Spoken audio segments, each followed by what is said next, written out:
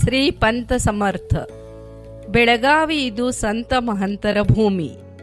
ಚೈತನ್ಯ, ಪ್ರೀತಿ ಹಾಗೂ ನಿಸರ್ಗದ ಮಿಶ್ರಣವಿರುವ, ಸಹಜಾನಂದದಿಂದ ತುಂಬಿರುವ ಶಕ್ತಿ ಸ್ಥಳವೆಂದರೆ ದತ್ತಾವತಾರಿಗಳಾದ ಶ್ರೀ ಪಂತ ಮಹಾರಾಜರ ಸಮಾಧಿ ಸ್ಥಳ.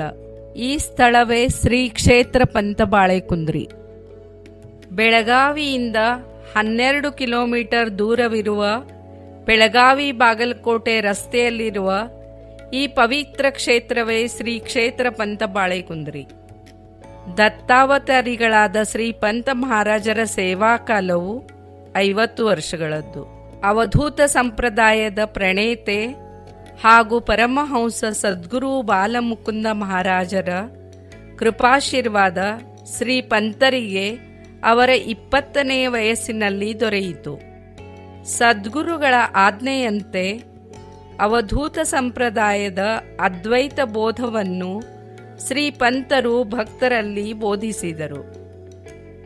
ಸಂಸಾರದಲ್ಲಿ ಸಮತೋಲನ ಸಾಧಿಸಿ ಶುದ್ಧ ಆನಂದವನ್ನು ಅನುಭವಿಸುವ ಪರಮಾರ್ಥವನ್ನು ಹೇಗೆ ಸಾಧಿಸುವುದು ಎಂಬುದನ್ನು ಅವರು ತಮ್ಮ ಜೀವನದ ಉದಾಹರಣೆಯ ಮೂಲಕ ತೋರಿಸಿಕೊಟ್ಟರು.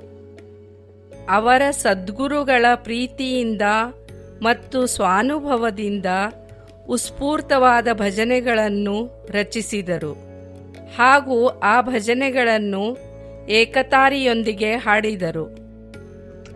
ದತ್ತ ಮಾತಾ ಭಾವ ದತ್ತ ಮಾತಾ ದೇವ ದತ್ತ ಅನುಭವ ಅಂತರಿತಾ ದತ್ತ ಅನುಭವ ಅಂತರಿತಾ ದತ್ತ ಮಾತಾ ಭಾವ ದತ್ತ ಮಾತಾ ದೇವ ದತ್ತ ಅನುಭವ ಅಂತರಿತಾ.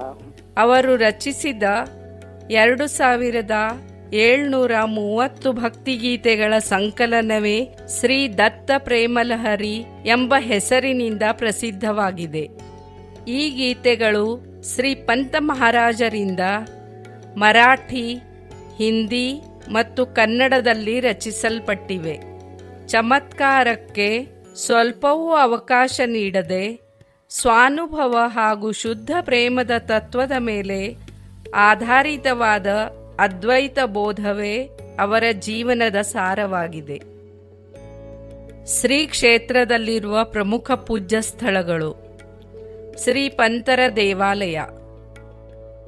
ಇದು ಶ್ರೀ ಪಂತ ಮಹಾರಾಜರ ಭವ್ಯ ತೈಲಚಿತ್ರವಿರುವ ಪ್ರಧಾನ ದೇವಾಲಯವಾಗಿದೆ. ಇಲ್ಲಿ ಶ್ರೀಗಳ ಪಾದುಕಾ ಪ್ರತಿಷ್ಠಾಪಿಸಲಾಗಿದ್ದು, ಪ್ರತಿದಿನ 2 ಸರತಿ ಅಭಿಷೇಕ ಮತ್ತು 3 ಸಲ ಆರತಿ ನಡೆಯುತ್ತದೆ. ದೇವಾಲಯದ ಮುಂದೆ ವಿಶಾಲ ಸಭಾಮಂಟಪವಿದ್ದು, ಇಲ್ಲಿ ನಿರಂತರ ಭಜನೆ ಹಾಗೂ 24 ಗಂಟೆಗಳ ಕಾಲ ಅವಿರತ ನಾಮಸ್ಮರಣೆ ನಡೆಯುತ್ತದೆ.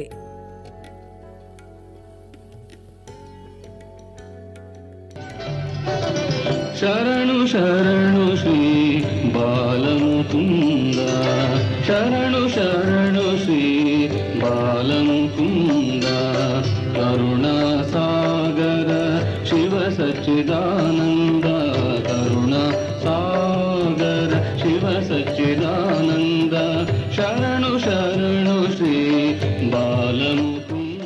ಶ್ರೀ ಪಂತರ ಸಹೋದರ ಶ್ರೀ ಗೋವಿಂದರಾವ್ ದಾದಾ ಅವರ ಸಮಾಧಿ ಈ ಸಭಾಮಂಟಪದ ಭೂಗರ್ಭದಲ್ಲಿದೆ.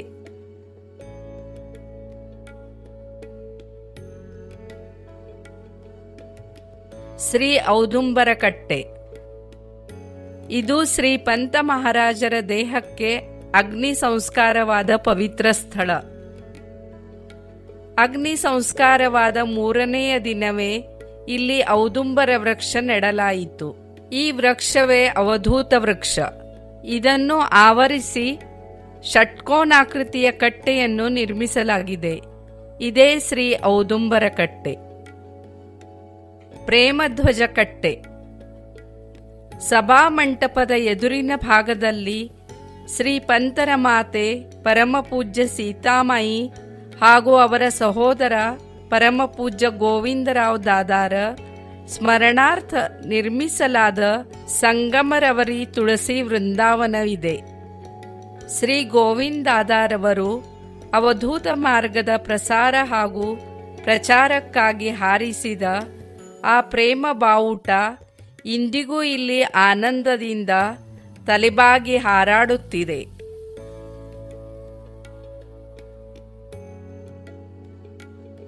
ಶ್ರೀ ಸೀತಾರಾಮ ದೇವಾಲಯ.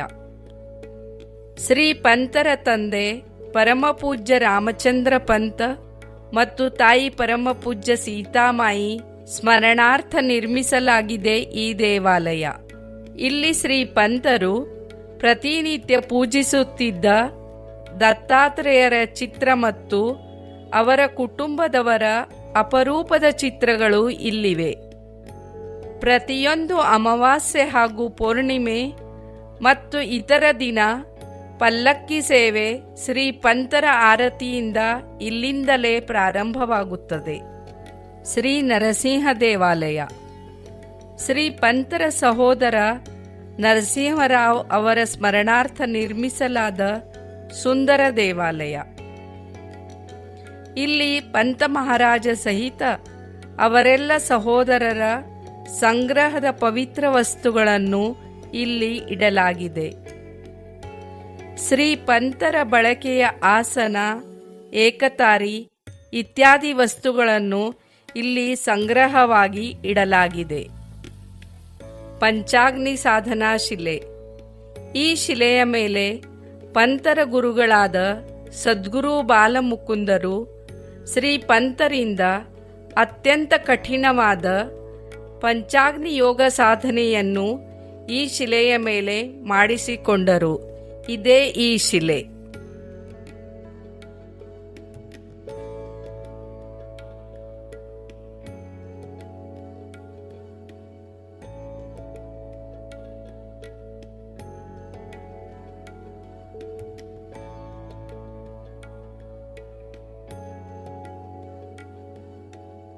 ಅವಧೂತ ಧುನಿ. ಶ್ರೀ ಪಂತರು 16 ಅಕ್ಟೋಬರ್ 1905 ಸಮಾಧಿ ಪಡೆದರು. ಅವರ ದೇಹಕ್ಕೆ ಸಂಸ್ಕಾರ ನಡೆಯಿತು.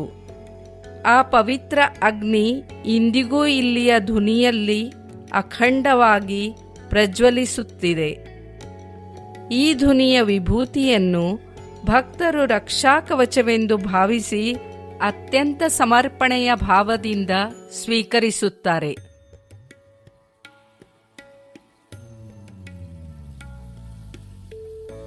ಶ್ರೀ ಗೋಪಾಳ ಸಭಾಗೃಹ.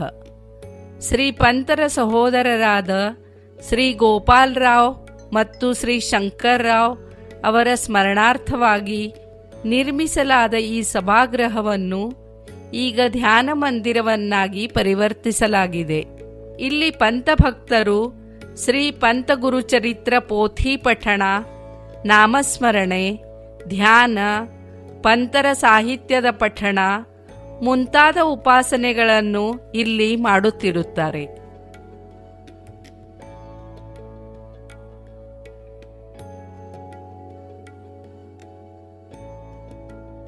ಶ್ರೀ ಭಾವು ಸಾಹೇಬರ ಕಟ್ಟೆ. ಶ್ರೀ ಪಂತರ ನಂತರದ ತಲೆಮಾರಿನವರಾದ ಪರಮ ಪೂಜ್ಯ ಶ್ರೀ ಭಾವು ಸಾಹೇಬ್, ಶ್ರೀ ಬಾಬುರಾವ್, ಶ್ರೀ ಬಾಪು ಸಾಹೇಬ್, ಶ್ರೀ ಅಪ್ಪ ಸಾಹೇಬ್ ಮತ್ತು ಶ್ರೀ ಅಣ್ಣಾ ಸಾಹೇಬ್ ಇವರ ಸ್ಮರಣಾರ್ಥ ಇವರ ಪಾದುಕಾ ಸ್ಥಾಪನೆ ಮಾಡಿದ ಸ್ಥಳವೇ ಭಾವು ಸಾಹೇಬರ ಕಟ್ಟೆ. ಈ ಸುಂದರ ತೋಟದಲ್ಲಿ ಔದುಂಬರ ವೃಕ್ಷ ಸಹ ಪ್ರಕಟವಾಗಿದೆ. ಶ್ರೀ ರಾಮೇಶ್ವರ ದೇವಾಲಯ. ಪಂತ ಬಾಳೆಕುಂದ್ರಿ ಗ್ರಾಮದಲ್ಲಿರುವ ಅತಿ ಪುರಾತನ ಜಾಗೃತ ರಾಮೇಶ್ವರ ದೇವಾಲಯ. ಈ ದೇವಾಲಯವು ಈ ಗ್ರಾಮದ ಗ್ರಾಮಸ್ಥರ ಆರಾಧ್ಯ ದೈವರು. ಇಲ್ಲಿ ಗುಪ್ತಗಂಗೆ ಹರಿಯುತ್ತಿದ್ದಾಳೆ ಎಂದು ಭಕ್ತರ ನಂಬಿಕೆ ಇದೆ. ಶ್ರೀ ಪಂತರು ಇಲ್ಲಿ ಪೂಜಾ ಅರ್ಚನೆಗಳನ್ನು ಹಾಗೂ ಧ್ಯಾನ ಸಾಧನೆಗಳನ್ನು ಮಾಡುತ್ತಿದ್ದರು. ಶ್ರೀ ಪಂತ ಮಹಾರಾಜರು ರಾಮೇಶ್ವರ ದೇವಾಲಯ ಕುರಿತು ಅನೇಕ ಭಜನೆಗಳನ್ನು ಹಾಗೂ ಆರತಿಗಳನ್ನು ರಚಿಸಿದ್ದಾರೆ. ಶ್ರೀ ಪಂತವಾಡೆ ಶ್ರೀ ಪಂತರು ಮತ್ತು ಅವರ ಕುಟುಂಬದವರ ವಾಸಸ್ಥಳ. ಈ ವಾಡೆಯಲ್ಲಿ ಪಂತರ ಅನೇಕ ಬಾಲ್ಯ ಹಾಗೂ ಅವರ ಬಾಲ್ಯದ ಸ್ನೇಹಿತರ ಜೊತೆ ಆಡಿದ ಕ್ರೀಡೆಗಳನ್ನು ಈ ವಾಡೆಯು ನೋಡಿದೆ.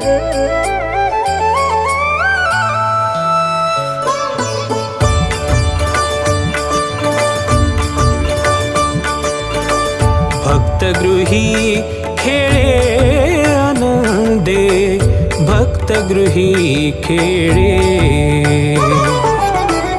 भक्तगृही खेळे आनंदे, भक्तगृही खेळे. सद्गुरु बाल मुकुंद खेळे, सद्गुरु बाल मुकुंद खेळे, सद्गुरु बाल मुकुंद खेळे, सद्गुरु बाल मुकुंद खेळे.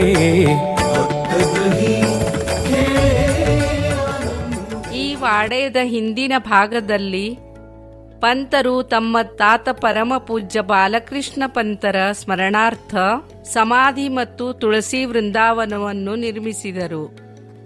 ಶ್ರೀ ಪಂತರ ಸಮಾಧಿಯ ನಂತರ ಶ್ರೀ ಪಂತರ ಬಂಧುಗಳು ತಮ್ಮ ತಾತನ ಸಮಾಧಿಯ ಪಕ್ಕದಲ್ಲಿಯೇ ತಮ್ಮ ಪ್ರೀತಿಯ ಅಣ್ಣ ಶ್ರೀ ಪಂತರ ಸ್ಮೃತಿ ಸ್ಮಾರಕವನ್ನು ನಿರ್ಮಿಸಿದರು. ಶ್ರೀ ಪಂತರ ಪುಣ್ಯತಿಥಿಯ 3 ದಿನದ ಉತ್ಸವದ ಆರಂಭ ಹಾಗೂ ಮುಕ್ತಾಯದ ಕಾರ್ಯಕ್ರಮಗಳು ಈ ವಾಡೆಯಲ್ಲಿ ನಡೆಯುತ್ತವೆ. ಶ್ರೀ ಕ್ಷೇತ್ರದಲ್ಲಿ ನಡೆಯುವ ಚಟುವಟಿಕೆಗಳು ಹಾಗೂ ಸೇವಾ ಕಾರ್ಯಗಳು. ಸೌಭಾಗ್ಯವತಿ ಯಮುನಕ್ಕ ಅನ್ನಪೂರ್ಣ ಗೃಹ. ಶ್ರೀ ಪಂತರ ಪತ್ನಿ ಸಾಕ್ಷಾತ್ ಅನ್ನಪೂರ್ಣೆಯ ರೂಪ ಪರಮ ಪೂಜ್ಯ ಯಮುನಕ್ಕನವರ ಸ್ಮರಣಾರ್ಥವಾಗಿ 1981ರಲ್ಲಿ ಪರಮ ಪೂಜ್ಯ ದಾದಾ ಮಹಾರಾಜ್ ಭಾಗವತರ ಪ್ರೇರಣೆಯಿಂದ ಈ ಪವಿತ್ರ ಕಾರ್ಯವನ್ನು ದತ್ತ ಸಂಸ್ಥಾನವು ಆರಂಭಿಸಿತು. ಮೊದಲು ಇದನ್ನು ಕಾರ್ಯಾಲಯದ ಸಣ್ಣ ಕಟ್ಟಡದಲ್ಲಿ ನಡೆಸಲಾಗುತ್ತಿತ್ತು. 2023ರ ಮಾರ್ಚ್ ತಿಂಗಳಿನಲ್ಲಿ 8,000 ಚದುರಡಿ ಪ್ರದೇಶದಲ್ಲಿ ಎಲ್ಲ ಸುಖ ಸೌಲಭ್ಯಗಳೊಂದಿಗೆ ನೂತನ ಅನ್ನಪೂರ್ಣಾಗೃಹ ನಿರ್ಮಿಸಲಾಯಿತು. ಇದರಿಂದ ಅಸಂಖ್ಯ ಭಕ್ತರಿಗೆ ಹಾಗೂ ಶಾಲಾ ಮಕ್ಕಳಿಗೆ ಉಚಿತ ಊಟ ಉಪಲಬ್ಧವಿದೆ.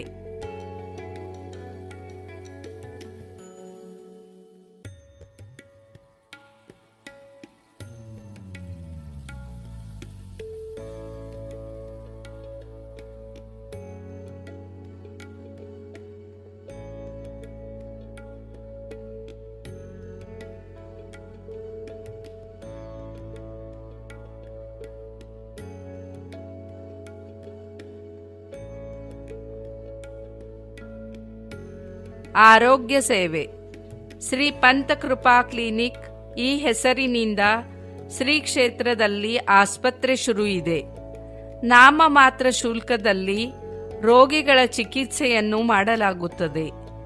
ರೋಗ ನಿವಾರಣೆಗಾಗಿ ಈ ಆಸ್ಪತ್ರೆಯಲ್ಲಿ ಆಧುನಿಕ ರೀತಿಯ ಚಿಕಿತ್ಸೆ ಒದಗಿಸಲಾಗುತ್ತಿದೆ ಹಾಗೂ ಅಕ್ಕಪಕ್ಕದ ಗ್ರಾಮೀಣ ಭಾಗದ ಜನತೆಗೆ ಉತ್ತಮ ಚಿಕಿತ್ಸೆಯನ್ನು ಕಲ್ಪಿಸಲು ಶ್ರೀ ದತ್ತ ಸಂಸ್ಥಾನ ಪ್ರಯತ್ನಿಸುತ್ತಿದೆ.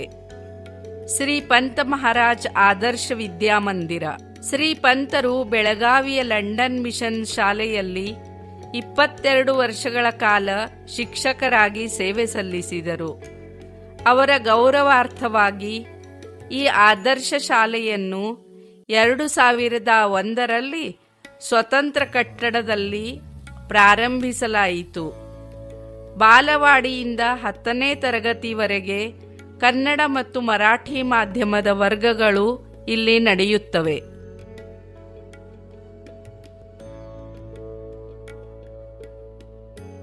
ನಿತ್ಯಮಂಗಲ ಕಲ್ಯಾಣ ಮಂಟಪ.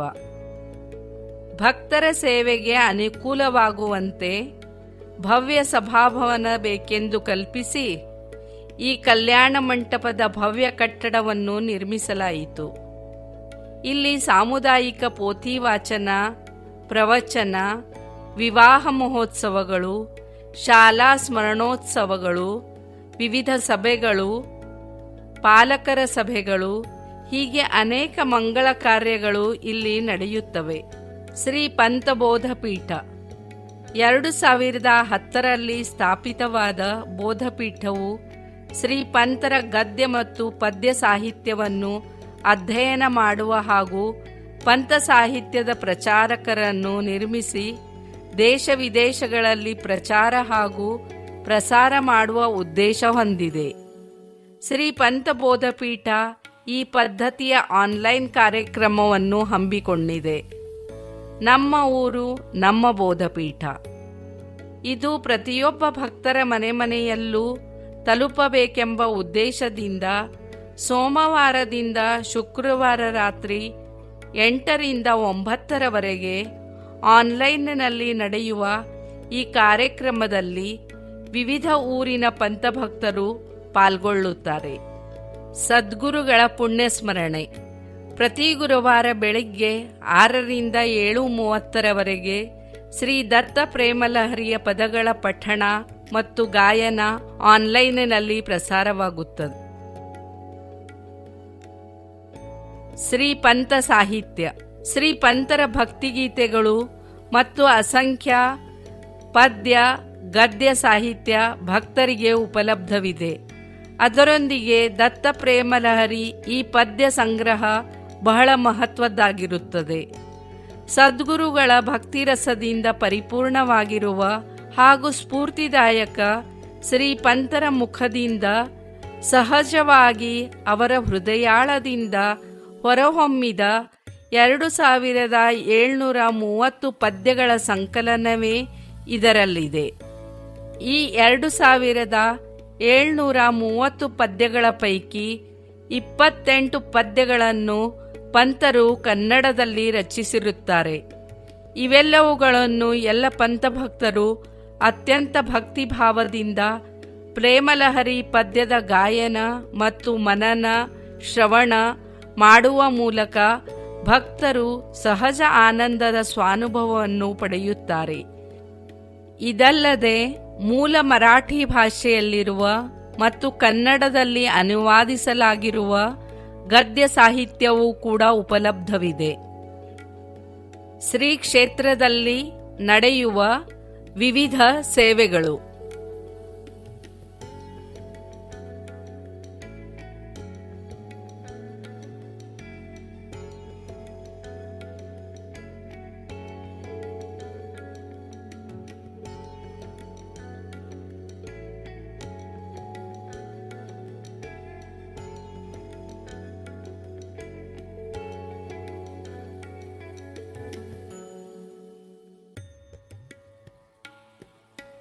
ಶ್ರೀ ಕ್ಷೇತ್ರದಲ್ಲಿ ನಡೆಯುವ ದಿನನಿತ್ಯದ ಚಟುವಟಿಕೆಗಳು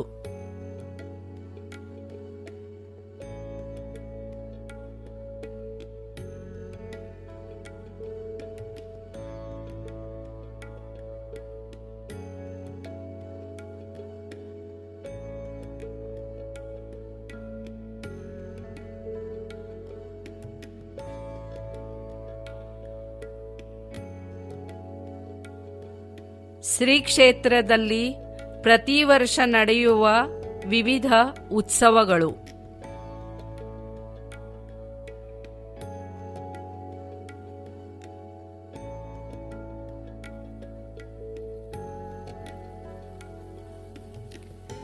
ಶ್ರೀ ಕ್ಷೇತ್ರಕ್ಕೆ ತಲುಪುವುದು ಬಹಳ ಸುಲಭವಾಗಿದೆ.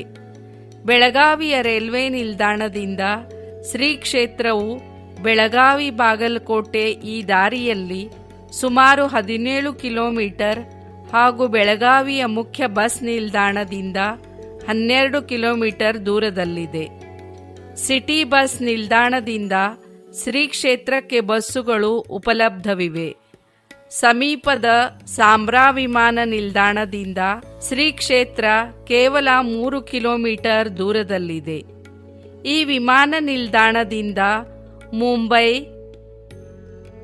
ಅಹಮದಾಬಾದ್, ಜೋಧ್ಪುರ್, ದೆಹಲಿ,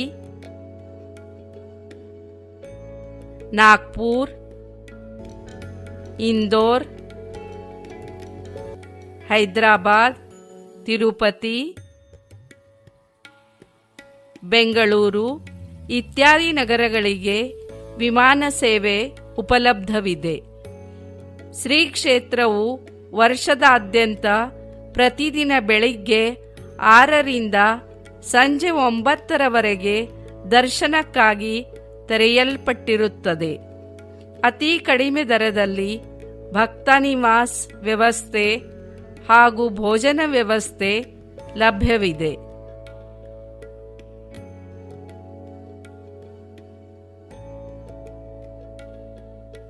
ಇದಕ್ಕಾಗಿ ದತ್ತ ಸಂಸ್ಥಾನದ ಕಚೇರಿಯನ್ನು ಸಂಪರ್ಕಿಸಬಹುದು.